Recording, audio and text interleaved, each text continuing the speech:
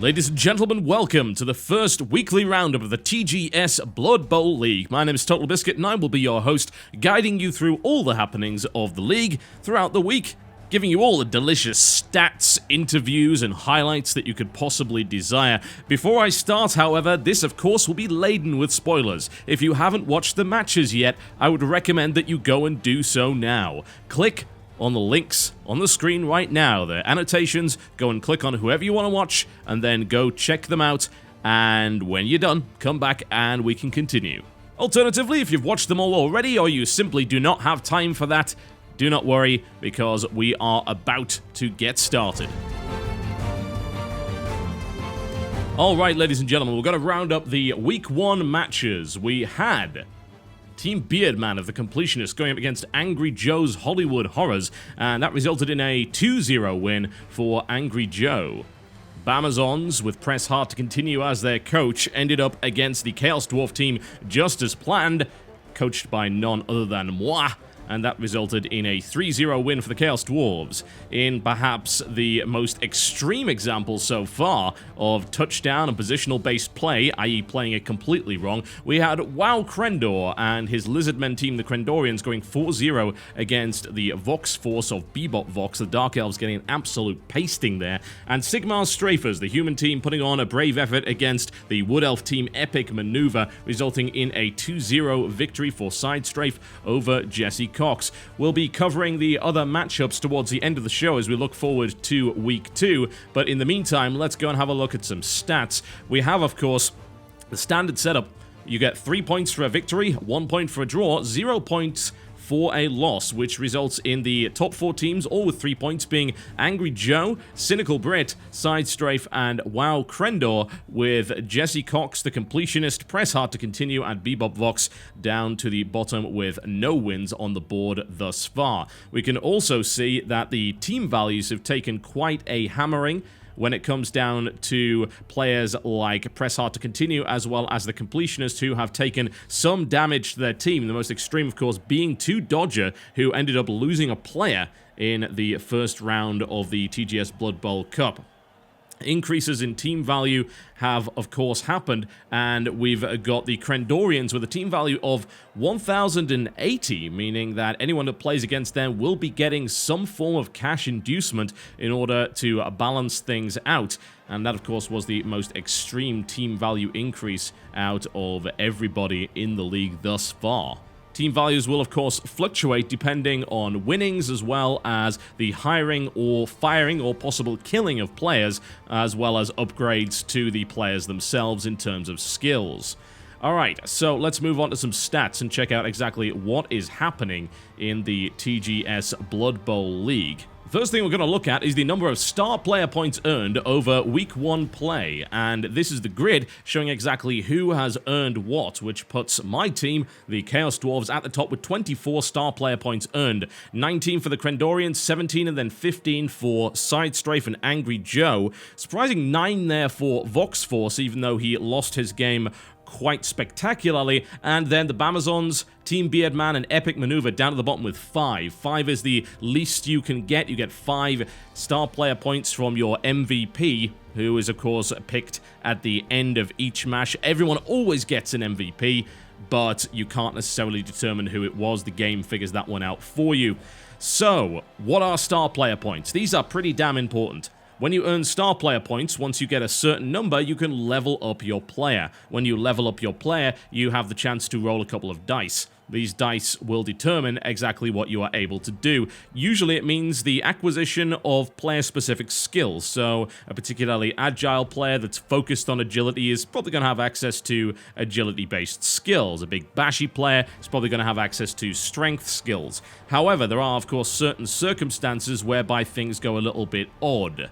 That is, of course, the nature of Blood Bowl. You can, in fact, roll a double, which very much changes the outcome of the whole skill-up process. You are able to often pick from skill pools that you otherwise wouldn't have access to. You want an agility skill on your bashy player, you might be able to get that, assuming that you actually roll a double during your level-up process. There are certain players who are also able to gain mutations. such as my Chaos Dwarf blockers, for instance, and that is a further skill tree with some interesting stuff such as a prehensile tail, 2 heads, a set of horns, and a wide variety of other nasty things. Sometimes it's worth picking those because they can be very, very useful.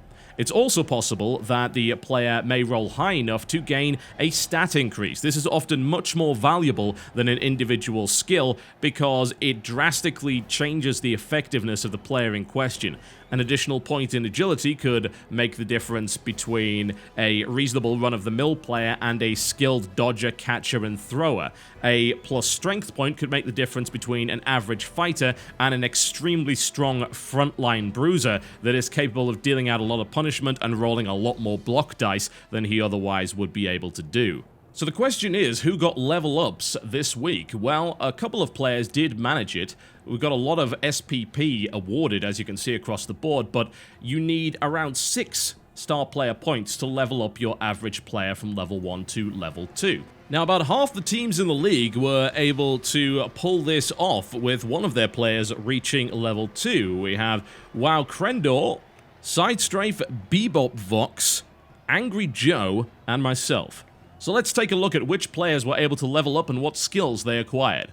Starting with Angry Joe's Hollywood Horrors, Geralt Whitefur was easily one of the best performers on that entire team and was able to gain 6 star player points, which sent him up to level 2. He acquired the block skill, which is a very useful skill indeed, and will result in it being much more difficult to knock down that player. This is an incredibly sensible skill to take because the werewolf also has frenzy, which means that if the result of a block is pushed or defender stumbles, the player must throw another set of block dice. So these guys are pretty crazy. They can't be stopped, and that can actually result in some pretty nasty situations where a player continues to move forward and gets into a really tough spot, or a player actually rolls an attacker down. In the case of block, what that stops you from doing is suffering a turnover as a result of the both down dice result, because both down no longer applies to a player that has the block skill. So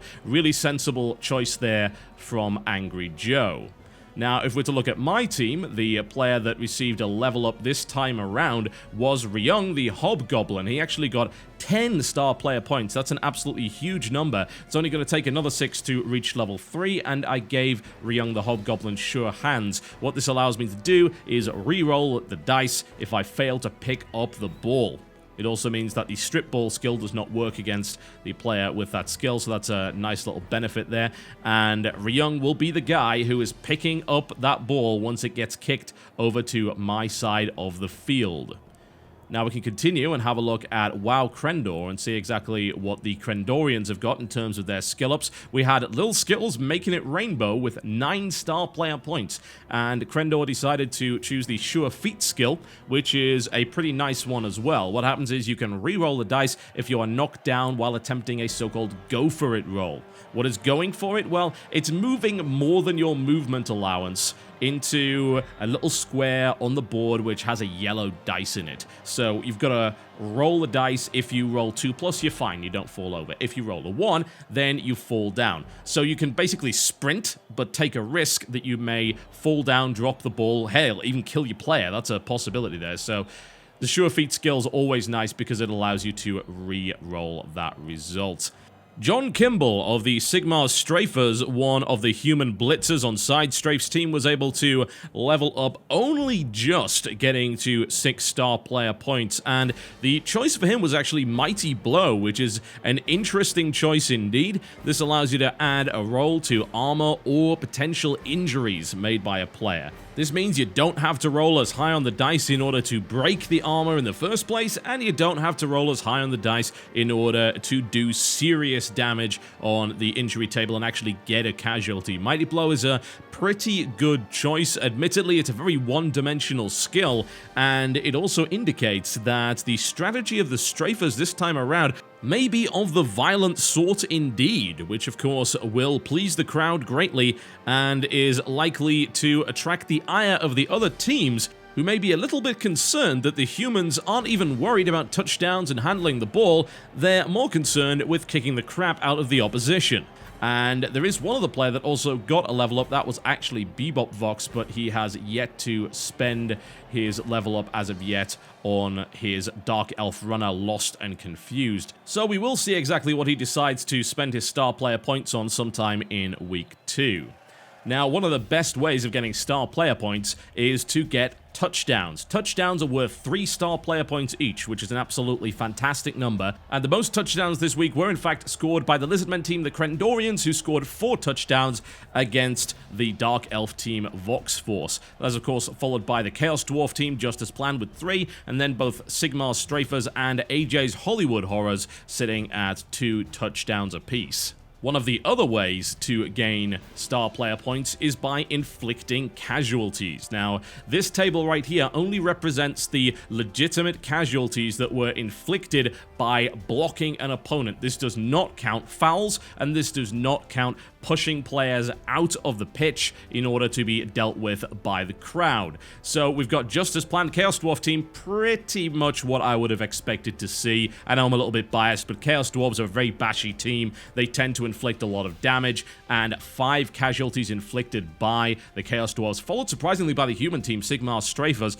although the addition of the Ogre player as well as a couple of Blitzers into the human force indicates that the humans are just a little bit more bashy than what you otherwise would have expected. We had the Necromantic team, AJ's Hollywood Horrors, able to do damage with 2 casualties inflicted there against the Norse team, Team Beardman, and Vox Force surprisingly scoring a casualty against the Krendorian Lizardman team, although not inflicting any permanent damage. That was just a badly hurt result, which means that the team is right back on its feet at full strength for the next match. We had no casualties inflicted by any of the other teams, unfortunately, including the Krendorians, surprisingly, who were able to score a significant number of knockouts, but couldn't actually inflict any real casualties on the Dark Elf team, which you might think is kind of surprising, but the Dark Elves are the best armored and often considered the toughest of the 4 available elf teams on the field, so it's not too much of a shock. However, it was not for lack of trying, because here are the knockouts inflicted. Once again, Chaos Dwarves at the top of the table with 7 KOs.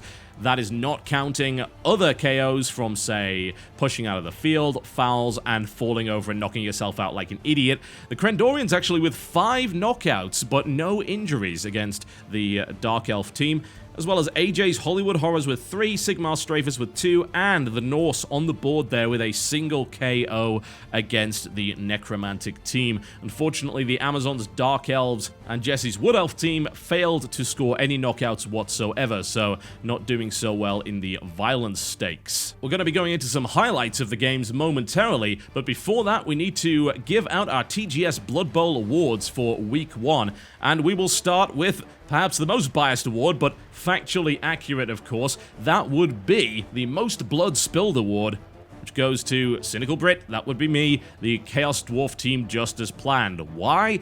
Well, that would be because we inflicted the most casualties and the most knockouts of any team in the league, as well as being the only team to inflict a death in Week 1 against Dodger's Amazon team. So that's 7 KOs, 5 casualties, all directly caused by the Chaos Dwarves, as well as a death. Unfortunately, the result of that game also means that Press Hard to Continue wins the School of Hard Knocks award for getting the most damage done to her team of anybody in the entire league thus far. The Amazon team suffered 2 injuries, which resulted in 2 players missing their next game, as well as a death, which resulted in an unfortunate Amazon linewoman missing her head. With Dodger's winnings from the Week 1 game, she was able to purchase a new linewoman. However, that does put the Amazon team 2 players down, with only 9 women available to play the Week 2 match. And one of those players injured and missing the next game would be Lion-O the Blitzer, meaning there will only be 3 Blitzers on the field for the Amazon team, which could be a little bit dicey. However, it should also be noted that as a result of the drastic fall in team value for the Bamazon team, they have access to monetary inducements, which can be used to even up the odds, hire mercenaries and star players, and they will also be given loner players to fill out their roster to ensure that they are able to field 11 players on the pitch at the start of their Week 2 match. Now, the TGS Blood Bowl Commission has decided to award the Brave but Foolish, Mostly Foolish award to Jesse Cox and the Epic Maneuver team of Wood Elves for this particular move. Let's see about this. We go like, BOP! Use your lightning speed! I said use your lightning speed! Roll that. Uh-oh. I don't even know what that does. Both down. Ah, that! You could try that. Perhaps. Yeah, That might. That's what I'm doing. Oh. Ow! Son of a bitch! About that. For whom the bell tolls.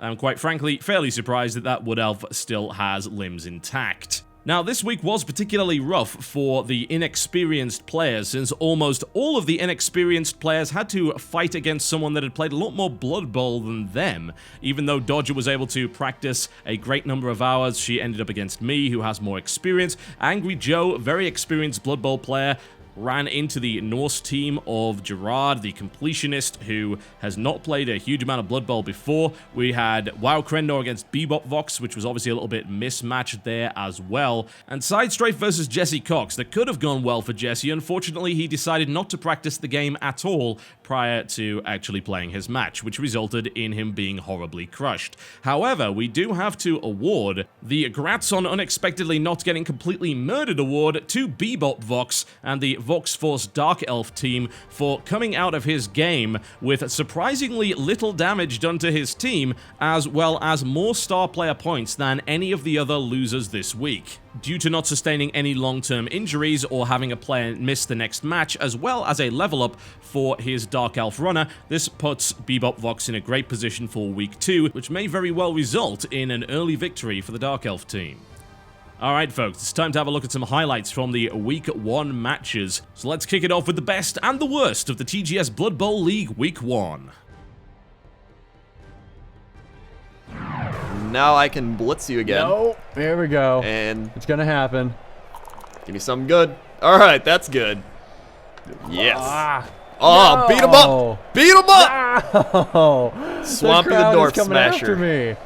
Can he get in? Alright, we're going for the touchdown here with Lil Skittles. Lil Skittles, will you make it No, rainbow? Don't do it, Skittles. You don't want to. Yeah! His reign begins. He hit himself with the ball. Beautiful. The MVP Skittles strikes again. He's on his way to truly making it rain. Curse you, Skittles. Man. What up, Skittles? How's it going? Ow. No. Oh, wait. I think I clicked the wrong one. Dang it. Oh, I meant to little hit the fender Skittles. down. You picked the wrong one. I meant to hit the fender down. I was really hoping you'd do that, and then Ah. you did. And it makes me happy because he gets another touchdown. I've done. It's a second dirt move. Skittles! I blame you for this. Yes, Lil Skittles. Oh my god, that would have been Feed perfect. me more touchdowns. That was my moment. That was my second huge mistake, I'm gonna say. Yeah, Can Lil Skittles get this ball and score? He can. I don't know. So, we're going to get Lil Dang Skittles the it. ball here. See, I wish that's what I was supposed to happen before you kicked me out into the crowd and they beat me up. Oh, No, we oh, can't. Lil Skittles, can No, you we make can't. it rain some No, more? What? Yes! What? Glorious. Shenanigans. No. No. I throw the BS flag. What? Lil Skittles, he's already got like probably more touchdowns than the entire league. Yeah, probably. Probably. Oh, look at your team. You got, One guy's back up. He's yeah, there you go. yeah. Yeah, everything's looking up, guys. Don't worry. Don't you listen to him. Hey, let's do another horrible decision. Oh, that sounds like a great idea. Go for it. Oh, he picked it You off! did not intercept it. Ah. Oh, wonderful. Really, that's what I was hoping for. So, I was going to tell you thought that was early. I thought those were the only moves you could No. move into those. Because I was trying to move into them before and they wouldn't do it. Dude, that's Yeah. hilarious. So I was gonna tell you that early on, but I was like, I'd rather win the game and then tell you. That's gonna be amusing. Unfortunately, it is in my Chaos Dwarf nature to start throwing blocks. it's just what we do. They're called Chaos Dwarf blockers. They get really antsy if they don't do that. That's true. You have to keep them happy as their coach. You kind of do. I mean, you've had no injuries so far. Uh-oh. Welp. And now I have a broken jaw. TV, thanks. Thank you for that. I appreciate it. I'm going to go for it. Do it. There it is. Touchdown. The mighty touchdown. The slowest touchdown in Blood Bowl history, but it did happen. All right. I got to step it up this next time. So I'm going to hit it. And, Yeah. oh, good. Oh Jesus my Christ. gosh. No way. What is happening? Well, Jesus, that was rough. That was awful. That was the worst. Oh, what I was going to say, though, is my most recent bane in this game is when you hire a mercenary and they have Loner. Oh, God. Yeah. And they just won't reroll. They're like, Oh, nah, no. I'd rather just trip. Oh, what happened? No, you killed one of my girls! Why? TV, I thought we were cool. I thought we were bros. Oh, God, I'm so sorry. You're not sorry, though. I kind of am. Like, I'm mostly sorry. I mean, I like Oh, it, don't get me wrong, man. but I'm still I feel bad about it. Please don't Bring fail. He gets him to go for it. Oh, bollocks. It's okay. I have a reroll. It's okay. Yes. No! Yes. Oh, what a good reroll. Yes. Somebody catch it. No, badly hurt. Why? Oh, you still have the ball. God damn it. Give it back. It's like, well. Oh. Oh, God. This is. Oh, I'm feeling terrible. Everyone's gonna hate me now, but I got sent off. There we go. The first bad. Oh, that's what's up. My hobgoblin got sent Yeah, off. ref. Yeah. Unfortunately, he also broke your ribs in the process, but Shh, don't worry about it. unfortunately, the allure of this game is too strong at times, so. It's interesting the way that when you first... Dang it! It's interesting the way that when you first start playing this game, you're goddamn. like, I don't get this at all. This is so dumb. You know what? I'm ignoring it. I don't even care. It's fine that she's badly hurt. It's the I'm not least crying. worst injury that could happen. Well, I mean, you can get a touchdown, Yes. and then I can try to get a touchdown with one girl on the field. Two of you KO'd people might get back up again. We'll see. We're going to find that out momentarily. It seems like they should have eaten some zombie by the looks of it. And No one's Nope. getting it. Oh, she's brave. one girl. So it's currently 2 on 10. With and the worst thing is they're both going to have to go onto the front line. I am very sorry. cool. You are in the challenge diamond. The question is, I will am, you like, prevail? Really, all I'm doing right now is challenge diamond, so... You've been practicing challenge diamond. Good. It does make things a little difficult, let's just say. It's just a smidgen. It's not possible. Oh! Are you kidding me? Yeah! Are you kidding me? Holy That's crap. what's up. Unfortunately, looks... Oh my god, Yeah! You have succeeded in Got the both of challenge them out there. diamond. And I guess that's the end of my turn. That was quite literally the worst place you could have put her, because now I can shove you out of the court, but regardless, you Yeah. succeeded in the challenge diamond, and that is worthy. I got out of the challenge worthy of diamonds, great which song. really was my goal. Yeah. So, what I'm going to do is allow you to celebrate your victory with the crowd. Oh no! Stop! No! The fans came to say hi. It's... Oh! This is the challenge Triforce. Ryung the Hobgoblin is legendary for not being able to do anything with the ball at all.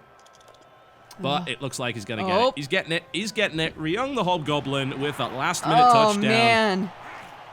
Does his nice little victory dance. And that, I believe, would be the end of the game, since I believe that's the end there of the are game. no yeah. players left on the pitch to stop the Chaos Dwarves. That'll work for you. Yes, War Dancer. Come Go home. on! All right, now it's time to. And War Dance are immediately gone. Great. Gotta cast the dice. Come on, Jack O'Neill. All right. Of course and he picked it up. And Of you know course he what? picked it up. You know what? You know what? Let's come on, Jack. Come on. Come on. Oh, dang you, O'Neill. Dang it. Oh. Which one should I pick? Defender down, or pushed? I think defender down. Sounds pretty good. Why not? Ding dong, ding dong. Gonna take that. John Kimball. He could go all the way. I think I have 2 players left on my team now. School is out. Okay, well, you're gonna go ahead and do that. Jack O'Neill, redeem yourself. Well, you know, if that happens, I'll consider that some redemption. Mr. O'Neill just throws the ball into my direction. Well, everybody's lying down pretty much. I guess I'm just gonna go ahead and score that touchdown. John Kimball. I think John Kimball's gonna be the all-star player today.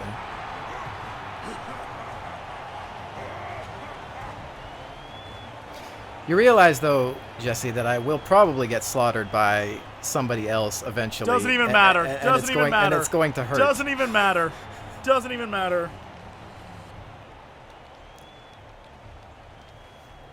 Doesn't even matter. That's my one attempt at trying to make you feel better for the day. Unless you win the entire season, it doesn't even matter. Oh, man. That way. Oh, and you knocked him out, dude. Knocked out. Perfect. You knocked out Angry or fucking other Joe the Butcher. Let's do this. Come on. Come on. Oh shit! Oh yes! You fall flat on your face. Ah, you did it again! Damn it! You did it again! Turnover. Geralt Whitefur. Touchdown. Touchdown! Angry Joe scores a touchdown, boys. That's old-timey football. I like it. Well, Oh no, he doesn't have to push. Okay, I thought he had to push. Well, there he goes. Oh yes, and he's Knocked knocked out, too. out. We are brutalizing you, my man. Clear the way for Geralt. Clear the way. Shit! Okay, hold on. I gotta re-roll, and I'm gonna use it. Yeah, thank God. But you made me use my last re-roll here. Angry Joe, clear the way. Sit down. And Geralt going for the score. He's going. He's going. And that's another touchdown. Can I get a little bit of the old-timey touchdown, boys? Oh, and he's off to a great start. That Angry Joe scoring a touchdown for the werewolf. For the werewolf scoring the touchdown. And meanwhile, the nurse has been knocked out, and they're not going to get up. So that's Oh my God. yeah, they're down. They're passed out. Oh, thank God. Yeah, it's over for you. Trying to think if I want to save my reroll. Does he want to save it? I don't know. I'll save it. Oh, you're gonna save it. This is your only option, man. I mean, if you want Hail to Mary! Okay, I get a chance. Select a player who will attempt the interception. The zombie or other Joe? Okay, other Joe. Please. Oh, interception failed! Did it fail with... You got a 3 and... Oh, shit! Oh, he didn't know how to throw the ball. He threw like a girl. Shadow Nas.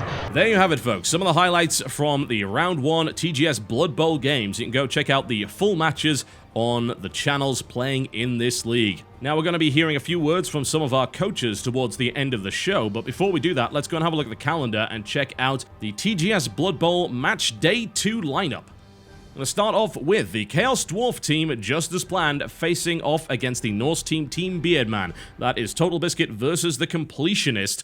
Chaos Dwarf versus Norse could kind of go either way. The Norse players have a lot of block available. They also have a little bit more agility than your average Dwarf player. The fact that the entire team has the block skill could make things very dicey for the Chaos Dwarf Hobgoblins that do not, in fact, possess such a thing. Otherwise, the stats would be identical. In a straight-up fight on the front line, it's fairly likely that the Chaos Dwarves will prevail due to thicker armor, and while it is possible for the Norse team to inflict serious damage, they are not so durable when taking punches, so that's something that Gerard will want to try and avoid as much as possible when engaging against the Chaos Dwarves. The presence of 2 runners on his Norse team means that he has 2 players which can outmaneuver and outrun anyone on the Chaos Dwarf team. So if correctly used, they could be scoring plenty of touchdowns, and there's very little that the Chaos Dwarf team can do about it. That said, of course, if it ends up in a big scrum and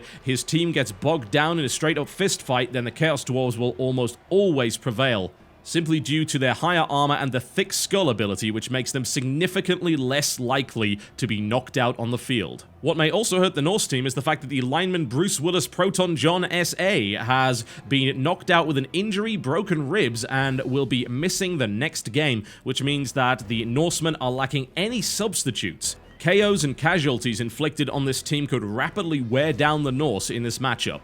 The Lizardmen team, the Crendorians, coached by WoW Crendor, will be facing off against Angry Joe and AJ's Hollywood Horrors. This is going to end up being a very interesting match indeed. The Lizardmen are, of course, a mix of a bashy team with a very quick and agile set of skinks, which can be used to handle and deliver the ball. Not particularly good at passing or throwing, but very, very good at running.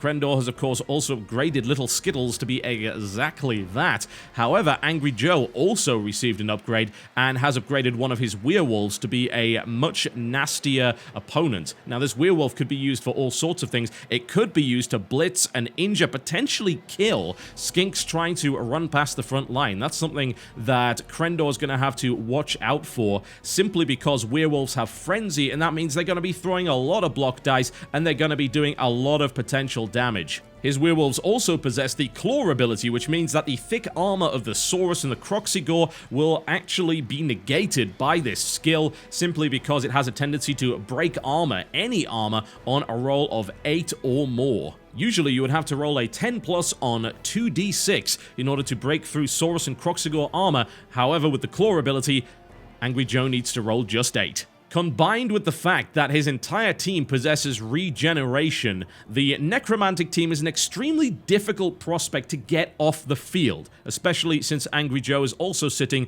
on 1 spare player, which you can use as a substitute. If Crendor decides to play a very bashy game, he may very well find himself bogged down in the Necromantic team's absolute refusal to die. However, Angry Joe must of course look out for the obvious strength advantage presented by the Crendorian team. The fact that they have 6 Saurus with strength 4 versus a lot of players with strength 3 on the Necromantic side means they'll be rolling more 2-dice blocks. Crendor also happens to have a big guy in the form of the Croxigore Lizard Ditka, who has a strength of 5, meaning there is a potential, if there are enough players ganged up on one, that he could be throwing 3 dice blocks against his opponents. While the Croxigore can sometimes be a little bit difficult to predict due to its loner and bonehead disadvantages, it does have the Mighty Blow skill, which can be used to deal more damage and crack armor easier than you would otherwise find on a regular player. Crendor's skinks are also extremely fast and very, very difficult to get your hands on due to the stunty and dodge skill, although they are of course much more vulnerable than your average player if someone manages to get a hold of them and beat their face in. This match could definitely go either way.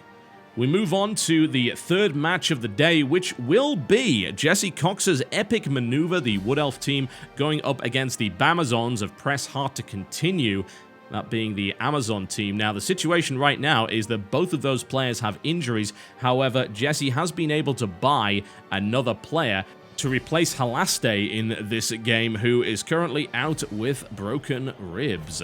Now, the 2 key advantages that Jesse Cox must exploit with his Wood Elf team in this matchup are the fact that all of his players are sitting on Agility 4, which means that they are better at passing, they are better at throwing, and they are better at picking up the ball than the Amazon team. Pretty much any player on this team can be a reasonable ball carrier, thrower, or catcher, even without the requisite skills due to that agility 4. We also have 2 war dancers, that being the second advantage, some of the best players in Blood Bowl with high movement, 3 skills out of the box, block, dodge, and leap, the so-called Splodge combo, making them extremely hard to beat in a fight. You can only knock them down on a roll of a defender down on the block dice, which is 1 in 6 chance. And, of course, they are also able to pull off some pretty ridiculous positional plays as a result of the combination of dodge, leap, and agility 4. So these must be exploited. However, Dodger does have some tricks up her sleeve. The fact that she has double the rerolls of the Epic Maneuver team, with Jessie only electing to take 2 rerolls versus the 4 rerolls of the Bamazons. That's going to give an awful lot more get-out-of-jail-free situations whereby you're able to reroll terrible dice to be less awful, as well as reduce the number of turnovers that the Bamazons will be suffering. Judging by the first match, Jesse Cox really loves his turnovers and gets himself into some nasty situations where the dice can very much go against him. The Bamazons are also sitting on an Apothecary, which Jesse does not have, meaning that potentially Jesse could take a significant amount of damage in this particular matchup. The Bamazon team also has 3 active blitzers available, and whatever they're able to hire via the mercenary and inducement system in order to fill out their ranks for this particular match. And all of those players possess dodge, which is going to make it much more difficult to knock that team down versus the elves, who only have 2 players that actually have the dodge skill. While their stats are not quite as good, the Amazon team possesses those 3 active blitzers who both have block and dodge, which results in the possibility that the Amazons will be able to take the fight to the elves, and as a direct result, also have more success and earn more star player points in Week 2. Last but by no means least, the final matchup is the humans versus the Dark Elves Sigmar Strafers versus the Bebop Vox Force, and this is going to be an interesting one indeed. The Dark Elves are a little bit fightier than you otherwise would expect, but they are of course going against Side Strafe's Sigmar's Strafers, who happen to have an Ogre, who is a very, very dangerous opponent indeed. Certainly something that you want to avoid taking too many hits by. Gives you the big strength advantage on that front line. So what's most likely going to end up happening is the Dark Elves will be playing a much more positional game. The Strafers do lack a catcher, which means that they don't really have the ability to play very positionally. They can't be doing an awful lot of throwing and catching and crazy stuff like that. What's most likely going to happen is he's going to get the ball and then he's going to run with it and try and protect his thrower using his linemen and his 4 blitzers. The Ogre will be fighting away on the front line. He's not particularly good at most other things. He's got less of a movement allowance than anybody else. But the chances are he's going to want to win that fight on the front line and then cage the ball and send it down the field. However, the Dark Elves are a pretty tricky team. Now, you might think they're an elf team, so they don't want to fight. Well, they are, in fact, one of the fightiest, one of the toughest elf teams on the field. They are all sitting on armor value 8 aside from their runner. There's a decent amount of block on that team in the form of the 4 blitzers. The runner has the dump-off skill, which is surprisingly good, simply because if you can get it into the hands of the runner and then the runner gets blitzed, you can actually use dump-off to perform a quick pass before the guy ends up getting hit. So it's pretty difficult to get the ball off the Dark Elf team if they happen to be properly set up. And aside from the runner, they're all sitting on armor value 8, so they're more difficult to injure than most elf teams and can go toe-to-toe with humans, although they do want to avoid getting into a straight-up fight with a tough front line containing Side Strafe's Ogre. Generally not a good idea to get into a fight with that. Side Strafe does have the edge in terms of number of rerolls, 3-2 versus the Vox Force, as well as an Apothecary, which means that any injuries sustained by the Vox Force in this particular match, which could be quite significant, will not be able to be rerolled. We could see dead players, we could see permanently crippled, or players missing the next game, which would not be good at all. But otherwise, a fairly even matchup across the board. Okay, we're going to take a little bit of time now that it's the end of the show to talk to some of our coaches about the results this week. Ladies and gentlemen, I am here with the Lizardy One himself, the coach of the Crendorians, coming fresh off their 4-0 victory against the Dark Elves Bebop Vox. Crendor, welcome to the show. Thank you. I'm glad to be here after my brutalizing of my opponent.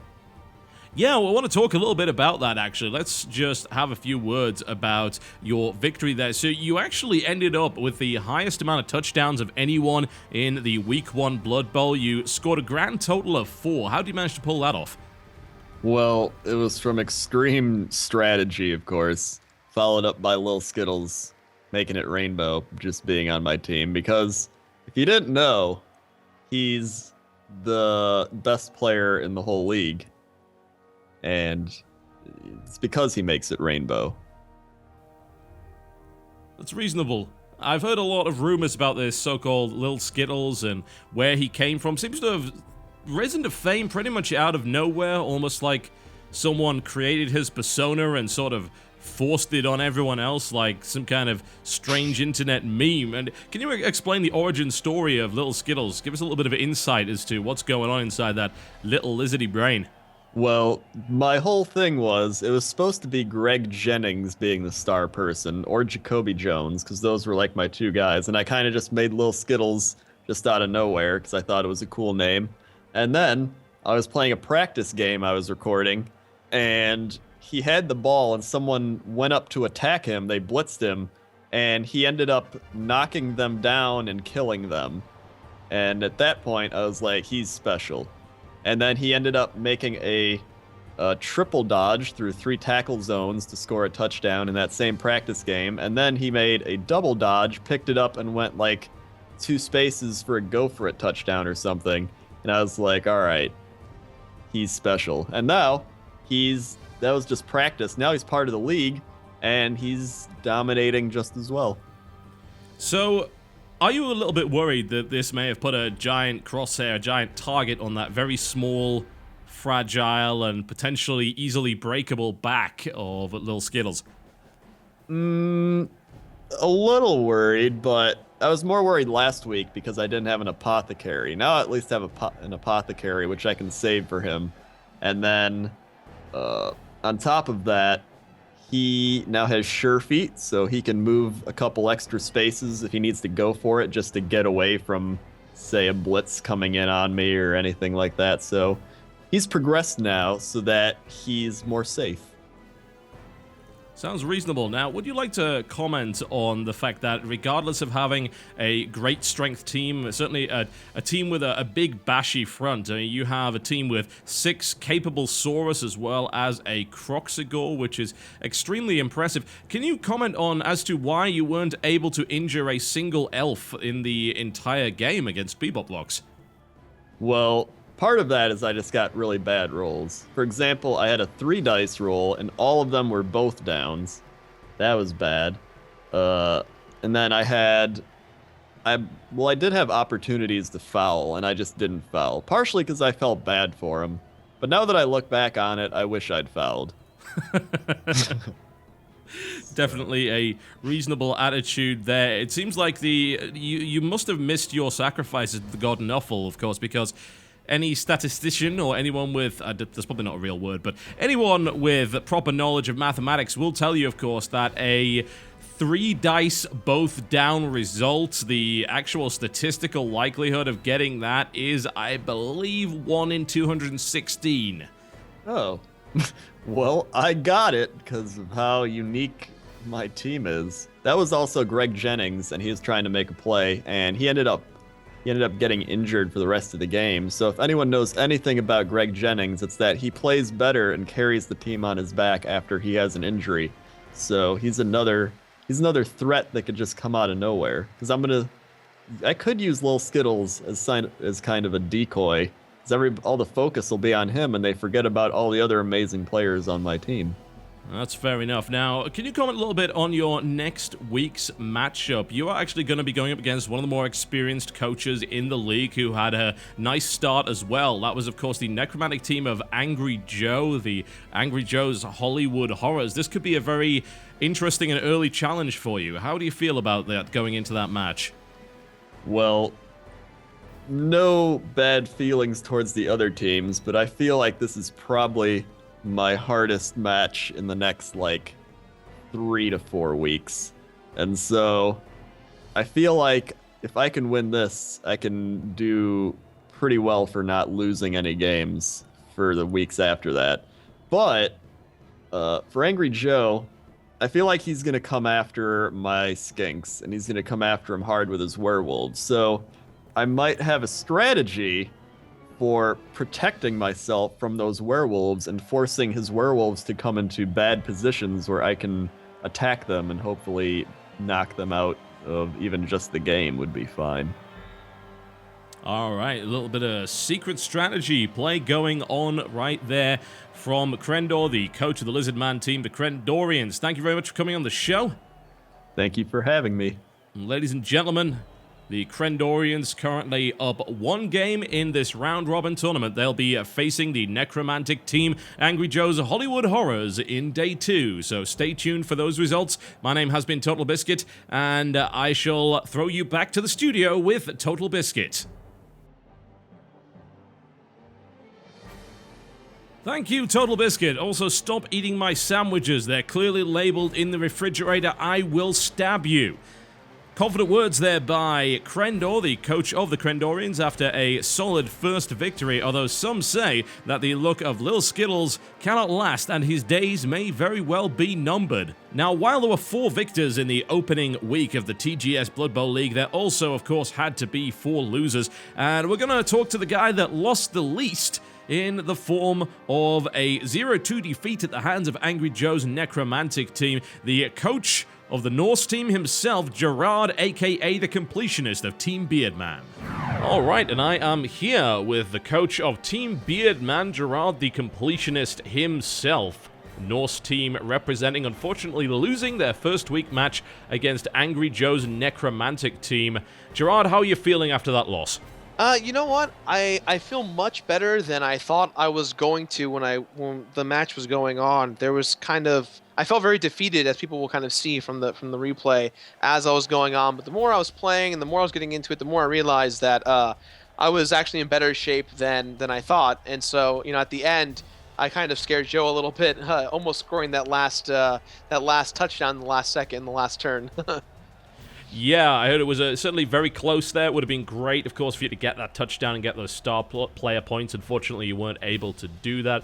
However, you didn't take too much damage, which is kind of surprising against the team that could certainly throw a lot of blocks in the form of the Necromancers.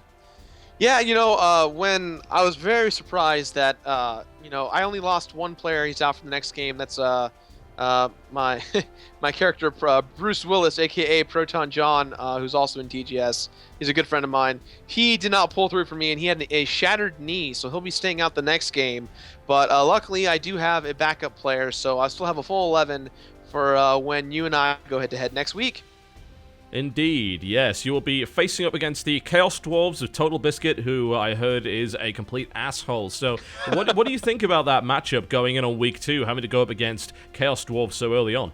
Well, I think what really makes me nervous about next week's match is the fact that you just shattered Dodger so badly, and you got a lot of bonus stats, and your characters were in great shape outside of the game after the first round. And essentially, even though I stood on my own pretty good, I got to make sure that strategy-wise that I'm going to be able to handle you, because it's going to be pretty rough. It certainly could be, yes. There's actually a big similarity, of course, between certain setups of the Amazons and the Norse. They're almost kind of 2 sides of the same coin. They're very similar stats-wise. One team has all dodge, one team has all block. But you do have a pretty reasonable team composition, and you are very much a fighty team. You're the kind of team that can smack people around. It's just you're not so good at taking punches, especially with the setup that you've got. You opted not to go for a Yeti, I noticed. Yeah, I wanted to try and hold out on getting the big characters to later on in the season, because I felt that based on everyone's team comp, what they had already kind of gotten from the beginning, I wanted kind of to make sure that I had enough of a well-balanced blocking team before I went more on the offensive, which to most people, and I've heard people say this, may have been a dumb decision, but I actually stick to my guns. I think that with the setup I did have, Angry Joe had way more unique characters than I did, and I think I held my own against him. So Yeah, We'll the see. Necromancers can certainly be a difficult team to handle if you don't know what you're doing, because they have so many different characters on the field. And this is bad both for the opponent and for the person playing them, because if you don't play them properly and you don't play to their strengths, then you're in real trouble, as opposed to sort of a more one-dimensional team that might have a lot of one type and maybe a couple of another, and then that'll be it. But your team is pretty well set up to do a lot of damage, potentially. Yeah, we'll definitely see. I think that the only thing that is really holding me back is my own naiveness to the whole thing. I'm still relatively new to the sport of Blood Bowl, and I'm still playing as much as I can to prepare myself. And I think people kind of saw that as I went into the second half with Angry Joe. I kind of threw him for a curveball. He thought that he was just going to walk all over me, but that second half I kind of stood up for myself a bit. It's always good to see. Norse, of course, do not take defeat lying down, and a defeat will result in great song and a lot of drinking, as in fact will a win. So pretty much the same to the outsider. Yeah, at the end of the day, as long as we're all drinking, we're in good shape. Absolutely. So do you have any words for your opponent, TotalBiscuit, going into the second game of your Blood Bowl career? I wish him luck. I feel like he's going to be a very worthy opponent, and I only wish that I can give him even more hell than I gave Angry Joe last week, so we'll see. It's not going to be a technical game, I don't feel. Yeah, well, I feel like he's definitely a lot smarter than I am, because he's very well experienced with the game, so hopefully that, like I said, at this point, it's experience versus the newbie, so we'll see. I feel like I'm kind of the underdog in this matchup, but we'll see. I've got a good lineup, so anything's possible. Yeah, we'll certainly see if that works out for you. We'll be finding that out, of course, in Week 2 of the Blood Bowl League. Having taken a little bit of damage to your team and the Chaos Dwarf team going up in team value, I believe you will have a small amount of cash to spend in inducements.